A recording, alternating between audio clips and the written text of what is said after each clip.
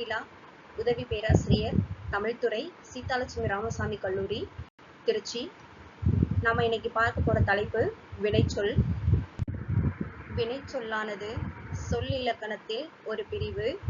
சொல் இலக்கணத்தை தொல்காப்பியம் இலக்கண வகை, இலக்கிய வகை என இரண்டாக பிரித்து இலக்கண வகைக்கான சொற்களாக பெயர்ச்சொல், வினைச்சொல், இடைச்சொல், உரிச்சொல் என்ற 4 வகையையும், இலக்கிய வகைக்கான இயற்சொல், திரிசொல், திசைச்சொல், வடசொல் என 4 வகைக்காகவும் பிரிக்கப்பட்டிருக்கு.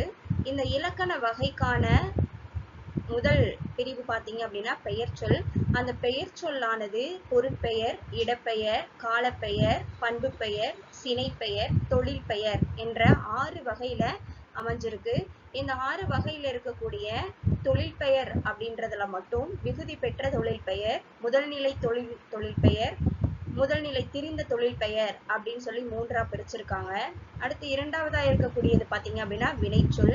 இந்த வினைச்சொல் அப்படிங்கிறது குறிப்பு, தெரிநிலை அப்படிங்கிற 2 பிரிவுல உள்ளடக்கிடுறாங்க வினைச்சொல் அப்படிங்கிறத. இடைச்சொல் அப்படிங்கிறது பார்த்தீங்க அப்படின்னா பெயருக்கும் வினைக்கும் பொதுவா இடைப்பட்ட ஒரு சொல்லா வரக்கூடியதுதான் இடைச்சொல். உரிச்சொல் அப்படிங்கிறது இலக்கணத்திற்கே உரிய சொல்லாக வரக்கூடியதுனால அது பேரு உரிச்சொல் அப்படின்னு சொல்லி வச்சிருக்காங்க. இதுல நம்ம பார்க்க போறது வினைச்சொல். இதுல வினையை மட்டும் நம்ம எடுத்துக்க போறோம். இப்ப வினையும் பாத்தீங்க அப்படின்னா தொல்காப்பியம் வந்து எழுத்து, சொல், பொருள் என 3 அதிகாரங்களை கொண்டதாக இருக்கக்கூடிய நூல். அந்த நூல்ல சொல்லதிகாரத்துல இருக்கக்கூடிய சொற்கள் என்ன சொல்லுது அப்படின்னு பாத்தீங்கன்னா, அந்த சொற்கள் இணைந்துதான் ஒரு பொருள் தரக்கூடிய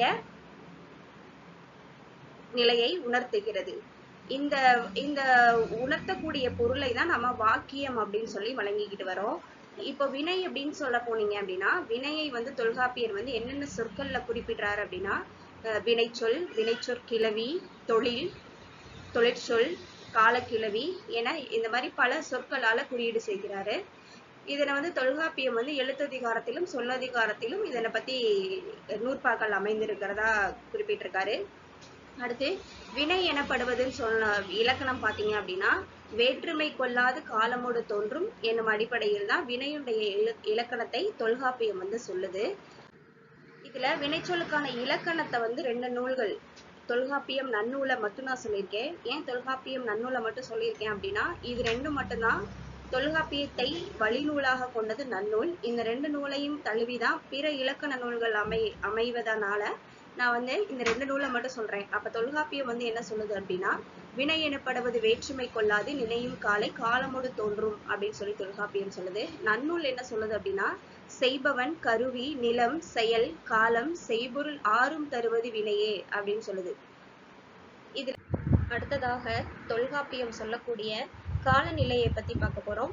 இந்த காலம் அப்படிங்கிறது பாத்தீங்க அப்படின்னா, இறந்த காலம், இறப்பெல்லா காலம் அப்படின்னு சொல்லி 2 பிரிவுல உள்ளடக்குறாரு. அந்த இறந்த காலம் அப்படிங்கிறது முடிந்தது. இறப்பெல்லா காலம் அப்படிங்கிற ஒண்ணுலதான் நிகழ்காலத்தையும் எதிர்காலத்தையும் உள்ளடக்கியிருக்காரு. ஆனா நன்னூல் சொல்லக்கூடியது பாத்தீங்க அப்படின்னா, கால இடைநிலை அப்படின்னு சொல்லி 3 பிரிவா கொண்டு வராரு. அது இறந்த காலம், நிகழ்காலம், எதிர்காலம்ன்றத தெளிவா குறிப்பிட்டிருக்காரு. தொல்காப்பியம் சொல்லக்கூடியது இந்த 2 காலத்தையும், நிகழ்காலத்தையும் எதிர்காலத்தையும் சேர்த்தே இறப்பெல்லா காலம் அப்படின்னு சொல்லிதான் குறிப்பிடுறாரு. ஆனா இந்த காலம் எதுக்காக இங்க குறிப்பிடப்படுது அப்படின்னு பாத்தீங்க அப்படின்னா, வேற்றுமை கொள்ளாது காலமோடு தோன்றும் வினைச்சொல் அப்படின்னு சொல்லியிருக்கனால இங்க வந்து காலத்தை மட்டும் நான் சொல்லியிருக்கேன். அப்ப வினையானது எப்படி இருக்கும் அப்படின்னா, 3 காலத்தையுமே உணர்த்தக்கூடியதா இருக்கும். சரிங்களா? இந்த 3 காலத்துல ஏதாவது ஒரு காலத்தையும் குறிப்பிட்டு வரலாம், இல்ல 3 காலத்தையும் வெளிப்பட்டும் குறிப்பாகவும் சொல்லலாம். இந்த தெரிநிலை குறிப்பு அப்படிங்கிறத பத்தி அடுத்ததான் நம்ம பார்க்கலாம். வினைச்சொல்லுடைய வகையை பார்த்தீங்க அப்படின்னா, வினைச்சொல் முற்றுவினை, எச்ச வினைன்னு 2ஆம் பிரிவுல கொண்டு வராங்க. இந்த முற்றுவினை அப்படிங்கிறது ஒரு செயலானது முற்று பெற்றால் அது முற்றுவினை அப்படின்னு சொல்றாங்க. எச்சவினை அப்படிங்கிறது பாத்தீங்கன்னா, ஒரு செயலானது முற்று பெறவில்லையானால் அது எச்சவினை அப்படின்னு சொல்லி குறிப்பிடப்படுது. இந்த முற்றுவினையை பார்த்துட்டு தெரிநிலை வினைமுற்று, குறிப்பு வினைமுற்றுன்னு 2 வகையில பிரிக்கிறாங்க. இந்த தெரிநிலை வினைமுற்று அப்படின்னா, தெரிநிலை அப்படிங்கிறது அந்த வினையானது முற்று பெற்றதை காலத்தை வந்து வெளிப்படையாக காட்டக்கூடியது தெரிநிலை வினைமுற்று. இதுவே குறிப்பாக அந்த செயலானது முற்று பெற்றதை காட்டுச்சு அப்படின்னா அது வந்து குறிப்பு வினைமுற்று அப்படின்னு குறிப்பிடப்படுது. இதுல எச்ச வினை அப்படிங்கிறதுல பெயரெச்சம் வினையெச்சம் சொல்லி இரண்டை மட்டும் குறிப்பிட்டிருக்கேன்.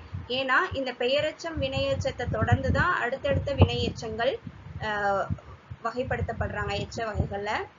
அதனால இங்க முக்கியமான ஒரு 2 வகை எச்சமாக பெயரெச்சத்தையும் வினையெச்சத்தையும் மட்டும் நான் சொல்லியிருக்கேன். இப்ப பெயரெச்சம் அப்படிங்கிறது ஒரு பெயர் சொல்லானது வினையை கொண்டு முடிந்தா அது பெயரெச்சம். வினையானது வினை சொல்லை கொண்டு முடிஞ்சா அது வந்து வினையெச்சம் அப்படின்னு சொல்லி குறிப்பிடப்படுது. அதோட இப்ப வினைச்சொல் வந்துட்டு வினை குறிப்பு என 2 வகையில தொல்காப்பியம் சொல்லுது. இந்த 2 வகையான சொற்களும் காலத்தை காட்டும் அப்படின்னு குறிப்பிட்டிருக்காரு தொல்காப்பியர். இப்ப இந்த வினை குறிப்பு என்ற தொல்காப்பியர் குறிப்பிடக்கூடிய இந்த 2 வகையான வினைச்சொற்களை வந்து பிற்கால இலக்கண உரையாசிரியர்கள் வந்து என்ன பண்றாங்க அப்படின்னா தெரிநிலை வினை குறிப்பு வினை அப்படின்னு சொல்லி 2ஆ தெளிவுபடுத்துறாங்க. இதுல வந்து என்ன பாத்தீங்கன்னா குறிப்பு வினை அப்படிங்கிறது குறிப்பால் வினையை குறிக்கக்கூடியது, தெரிநிலை வினை அப்படிங்கிறது காலமானது தெளிவாக நமக்கு காட்டக்கூடிய நிலையில இருக்கனால அது வந்து தெரிநிலை வினை அப்படின்னு சொல்லி குறிப்பிடுறாங்க. இதுல ஒரு எடுத்துக்காட்டு பாத்தீங்க அப்படின்னா அவன் வந்தான் அப்படிங்கிறதுல தெரிநிலை வினையா குறிப்பிடுறாங்க. ஏன் அப்படின்னா அவன் வந்துட்டான் அப்படிங்கிறது அவன் வந்து அது இறந்த காலத்தை காமிக்கிறதுனால இது வந்து தெரிநிலை வினையில கொடுக்குறாங்க. அவன் பணக்காரன் அப்படின்னு சொல்லி குறிப்பு வினையில கொண்டு வராங்க. இந்த பணக்காரன் அப்படிங்கிறது அவன் நேற்றைய பணக்காரனா இன்றைய பணக்காரனா நாளைய பணக்காரனா அப்படிங்கிற அந்த காலம் நமக்கு தெரியாததுனால குறிப்பால் அவனை பணக்காரன் அப்படின்னு மட்டும் சொல்றாங்க. அதனால அது வந்து குறிப்பு வினையில நடக்கிறாரு. இப்ப வந்து பாத்தீங்கன்னா தெரிநிலை வினையை வந்து செய்பவன், கருவி, நிலம், செயல், காலம், செய்பொருள் ஆகிய 6 பொருள்களையுமே தரக்கூடியதை தெரிநிலை வினை அப்படின்னு சொல்லி சொல்றாங்க. இது வந்து நன்னூல்ல இருக்கக்கூடிய ஒரு நூற்பா. வரைந்தான் அப்படிங்கிற ஒரு எடுத்துக்காட்டை பார்த்தா அப்படின்னா இது வந்து ஒரு வினைச்சொல். இந்த வினைச்சொல்ல வரைந்தான் அப்படிங்கிற அந்த வினைச்சொல்லானது கீழ்கண்ட இந்த நன்னூல் சொல்லக்கூடிய இந்த 6 வகையில தெரிநிலை வினை எப்படிலாம் அமையுது அப்படிங்கிறத பார்க்கலாம். இப்ப வரைந்தவன் அப்படின்னு பாத்தீங்க அப்படின்னா அவன் வந்து செய்பவன் அப்படிங்கிறதுல வரான். அப்போ ஓவியன். வரைய உதவியது எது அப்படின்னா அது கருவி, அது வந்து தூரிகை. வரைய உதவியது எது? தூரிகை. வரைந்த இடம் அதான் நிலம்.